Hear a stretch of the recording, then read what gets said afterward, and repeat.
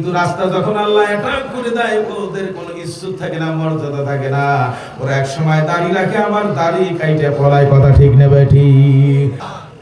রব্বুল আলামিন তার হাবিব ডাক দিলেন সাহাবায়ে কেরাম, সমস্ত সাহাবা যারা ওই সময় ছিলেন আল্লাহর নবীর সামনে হাজির হয়ে গেলেন। আল্লাহর নবী বললেন সাহাবায়ে কেরাম, আল্লাহ পাক জানাই দিয়েছে তোমরা আল্লাহ কেমন করে ডাক দাও যাতে দুনিয়ার কোনো মহাব্বত, দুনিয়ার কোনো চিন্তা চেতনা ওই নামের ডাকার মধ্যে না থাকে। একমাত্র সেই দুনিয়া আল্লাহ বানিয়েছেন, তোমাকে আমাকে যে আল্লাহ বানিয়েছেন, যে আল্লাহ খাওয়ায় পড়ায়, যে আল্লাহ আমাদের দুনিয়ার মধ্যে হায়াত দিয়ে দুনিয়ার মধ্যে সুস্বাস্থ্য দান করে সব কিছু দান করেছেন, ওই আল্লাহকে যদি আল্লাহ রব্বুল আলামিনকে যদি ডাক দেওয়া যায়, আল্লাহ রব্বুল আলামিন বান্দা বান্দির জন্য রাজি হয়ে যায়। জোরে কোন সুবহানাল্লাহ। আল্লাহর নবী বললেন, ও সাহাবায়ে কেরাম, তোমাদের মধ্যে আল্লাহর খুশ এবং আল্লাহ পাকের মহব্বত, মুহাম্মদ রাসূলুল্লাহ সাল্লাল্লাহু আলাইহি সাল্লাম যেই বার্তা তোমাদের জন্য নিয়ে এসেছেন, এই বার্তার মধ্যে তোমাদের আন্তরিক এবং কালবে কি তোমাদের শান্তি তোমরা পাও আমি একটু জানতে চাই। হযরত আবু বকর রাদিয়াল্লাহু তাআলা আনহু সম্মুখে দাঁড়িয়ে বলেন, ইয়া রাসূলুল্লাহ, ইয়া হাবিবাল্লাহ, আমি যখন ইসলাম গ্রহণ করি নাই, নবুয়ত আপনার উপর নাজিল হয় নাই। আপনার উপর নবুয়ত নাজিল হওয়ার পূর্বে 1 বছর নয়, 2 বছর নয়, একটানা 20 বছরের বন্ধু ছিল হযরত আবু বকর রাদিয়াল্লাহু তাআলা আনহু। একটু জোরে জোরে বলেন মারহাবা। হযরত আবু বকর বলেন, ইয়া রাসূলুল্লাহ, ইয়া হাবিবাল্লাহ, আপনার সঙ্গে আমার ওঠা বসা 1-2 দিনের নয়, নবুয়ত প্রাপ্তির পূর্বে একটানা 20 বছরে আপনার সাথে আমার বন্ধুত্ব চলাফেরা। আমি আল্লাহকে সাক্ষী করে, আল্লাহু ইয়ালামু আল্লাহু রাসূলুহু রাসূলুহু, আপনাকে সাক্ষী করে, আল্লাহকে সাক্ষী করে আমি বলতে পারি আপনার মতো সৎ এবং আপনার মতো এরকম আল্লাহর শ্রেষ্ঠ পয়গম্বর আল্লাহর জমিনে আদম আলাইহিস সালামের পর থেকে এ পর্যন্ত আপনি ছাড়া কাউকে দুনিয়া পাঠায় নাই। জোরে কোন সুবহানাল্লাহ। হযরত আবু বকর রাদিয়াল্লাহু তাআলা আনহু এই কথা যখন বললেন, বলার সঙ্গে সঙ্গে আল্লাহ রাব্বুল আলামিন আয়াত নাযিল করে দিলেন, মা ইয়ালফিজু মিন কাউলিন ইল্লা লাদাইহি রাকীবুন আতীদ। আল্লাহ পাক আয়াত নাযিল করে দিলেন, রাসূল গো তুমি জানাই দাও, এই দুনিয়ার ভিতর মানুষরা যখন কথা বলে, ওই কথাটা জবান দিয়ে যখন বের হওয়ার সঙ্গে সঙ্গে আল্লাহ রাব্বুল আলামিন কিরামান কাতিবিনা ইয়ালামুনা মা তাফআলুন। আল্লাহ পাক দুকাতে ফেরেশতা দিয়েছেন, তারা তুমি কি কাজ করো সেই কথাগুলো তারা আল্লাহ পাকের হুকুমে তারা লিখতে থাকে। আল্লাহর পয়গম্বর মুহাম্মদ রাসূলুল্লাহ সাল্লাল্লাহু আলাইহি সাল্লাম বলেন, আবু বকর রে আমার সাহাবায়ে কেরাম, কিয়ামত পর্যন্ত যত মানুষ আসবে তারা যখন কথা বলবে, আল্লাহ পাক তার কথার উপর মেসেজ করে ওই দিনের বরকত আল্লাহ পাক তাকে বাড়ায় দিবে। জোরে বলবেন না সুবহানাল্লাহ। ওই কথার উপরে মেসেজ করেন আল্লাহ পাক। যদি কথার মধ্যে কোনো মুনাফিক থাকে, ইন্নাল মুনাফিকিনা ফিদ দারকি আসফালি মিনান নার, কথার মধ্যে যদি গরফের মানে মুনাফিক, গরফের মানে 18-19 মানে এরকম, 20-21 মানে 18-19 মানে গরফের মানে তাকে মুনাফিক বলা হয়। মুনাফিকদের কাজ হলো এক কথা ওর সাথে লাগান, আর সম্মুখে প্রশংসা, পিছনে তরবারি নিয়ে রেডি হয়ে থাকা। কথা ঠিক না বেঠি?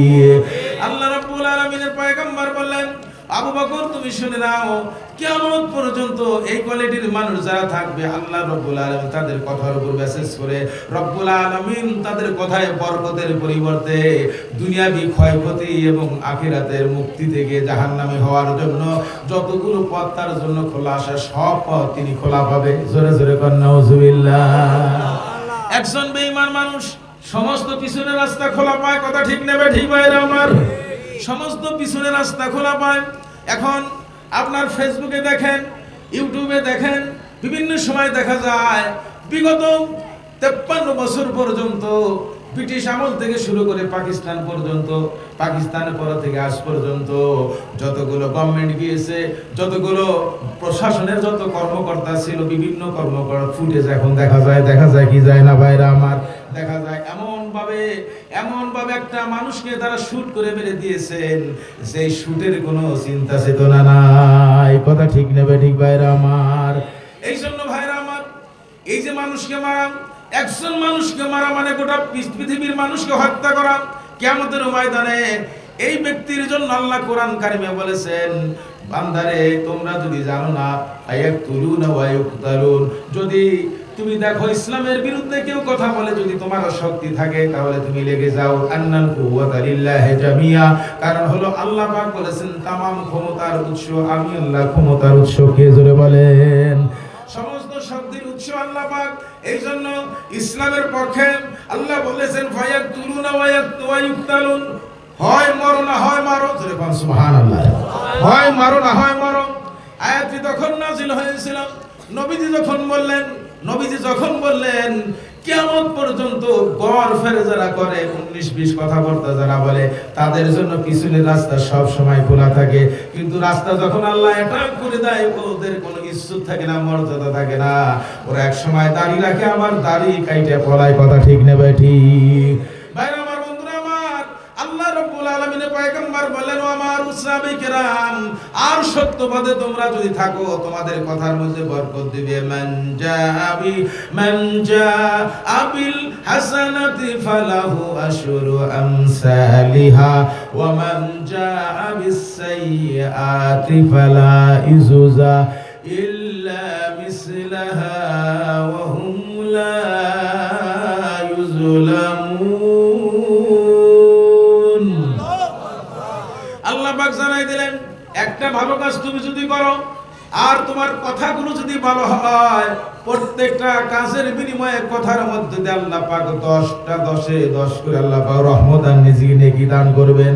আল্লাহু ইয়ারযুকু মান ইয়াশা, কথার মধ্যে যদি রিজিক চাওয়ার থাকে আল্লাহ পাক অসংখ্য রিজিক তোমাকে দান করবেন।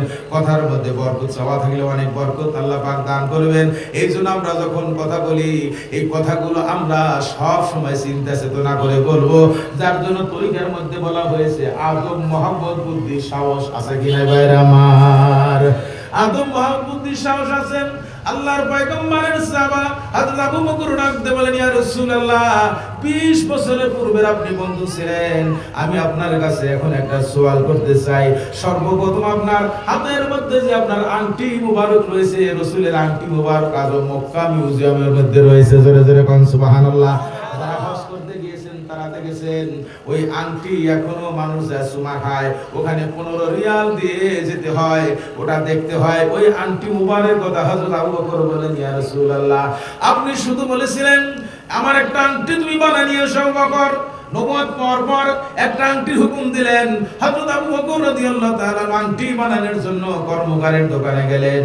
আংটি বানাতে গিয়ে হযরত আবু বকর বললেন, তুমি একটা রাসূলের জন্য লকাব তৈরি করো, সেই লকাবের মধ্যে থাকবে লা ইলাহা ইল্লাল্লাহ, এতটুকু নিয়ে তুমি একটা লকাব তৈরি করো। তখন হযরত আবু বকর রাদিয়াল্লাহু তাআলা নবীজি যে আদেশ দিয়েছিলেন সেই কাগজ টুকরো যখন দিলেন, দেওয়ার পর সেখানে লেখা ছিল লা ইলাহা ইল্লাল্লাহ। এবার কর্মকার তিনি আংটির মধ্যে লিখেছেন লা ইলাহা ইল্লাল্লাহ বলে, যখন আংটি পরিষ্কার করে যখন আবু বকরের হাতে দিয়েছেন, হযরত আবু বকর রাদিয়াল্লাহু তাআলা আনহু দেখেন লেখা রয়েছে লা ইলাহা ইল্লাল্লাহ।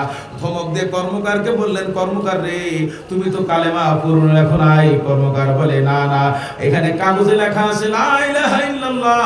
আবু বকর বললেন, কোনো তোমার কাগজের দরকার নাই, কোনো তোমার কথার দরকার নাই, কোনো কন্ডিশনের দরকার নাই, কোনো চুক্তির দরকার নাই, তুমি লেখো লা ইলাহা ইল্লাল্লাহ। যেখানে লিখিয়েছো ওর নিচেই তুমি লেখো মুহাম্মাদুর রাসূলুল্লাহ।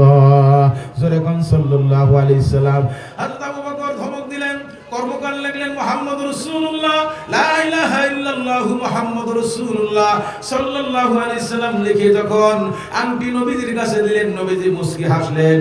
আল্লাহর পয়গম্বরের সাহাবারা তারা নবীজির আংটি দেখতেছেন, এমন সময় আল্লাহ পাক নাযিল করে দিলেন মুহাম্মাদুর রাসূলুল্লাহ ওয়াল্লাযীনা মাআহু আশিদ্দাউ আলাল কুফফারি রুহামা বাইনাহুম। আল্লাহ পাক জানাই দিলেন, রাসূল গো তোমার তোমার চতুর্দিকে যত সাবা গোল হয়ে ফুলের বাগানের মতো বসে আছে, আর আমি আল্লাহ লক্ষ্য করে দেখতেছি তুমি মাঝখানে আসো, আর এই আসো মানে তুমি একটা রুহামা বাইনাহুম, ফুলের একটা পরাগ, ফুলের একটা ফুল, পুষ্পিত একটা ফুল, চতুর্দিকে শাখা প্রশাখায় সাবির আছে। ইয়া রাসূলুল্লাহ, ইয়া হাবিবাল্লাহ, তোমার সাথে কিয়ামত পর্যন্ত এইভাবে যারা ঐক্যবদ্ধতা ভাবে তোমার সাথে মহব্বত রাখবে, ফুলের পরাগ এবং শাখা প্রশাখার মতো যারা রাসূলকে ভালোবাসবে, এইভাবে ডালপালা হয়ে কিয়ামত পর্যন্ত থাকবে, আমি আল্লাহ ঘোষণা দিলাম তাদের জন্য জাহান্নাম হারাম। জোরে বলা যাবে কি সুবহানাল্লাহ? ওই রাসূলের সাথে আমরা থাকতে রাজি আছি তো ইনশাআল্লাহ?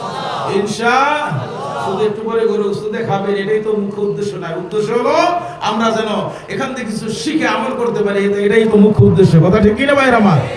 ভাইরা আমার, বন্ধুরা আমার।